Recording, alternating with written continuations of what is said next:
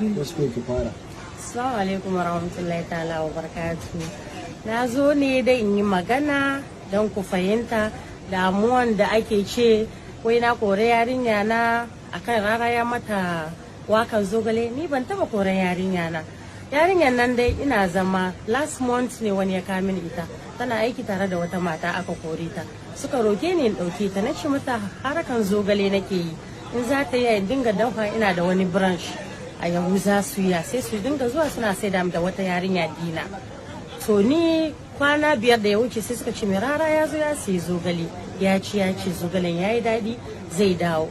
A jiya ina shagona a Gimbiya Street wajen karye 11 ta zo ta ce mini za ta bar aiki gobe tana so in biya ta. Sai na ce mata to dare ya yanzu Fati ina zan samu kuɗi in biya ki, kin san kasuwancin nan da kuke zuwa a Yahuza ba tafiya yake daidai tun azumi. Sai ta ce min ita dai tafiya za ta yi aure ranar juma'a za a darma mata aure kuma ina da witness da yawa da ta gaya ma ta ce za ta je ta yi aure gobe ranar juma'a. Yau da na tashi na ji na nemi aron kudi na ba ta salirinta a gaban mutane na ce mata Allah ya baki zaman lafiya ban da hali da na taimaka miki akan kin yi aiki da ni wata 1 zuwa wata 2.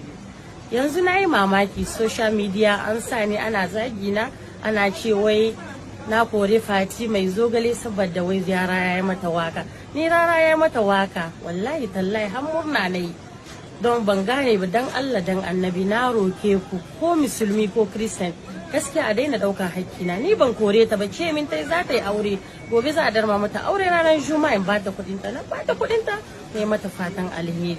Gaskiya duk wanda ya shiga hakkina na bar shi da Allah da manzonsa.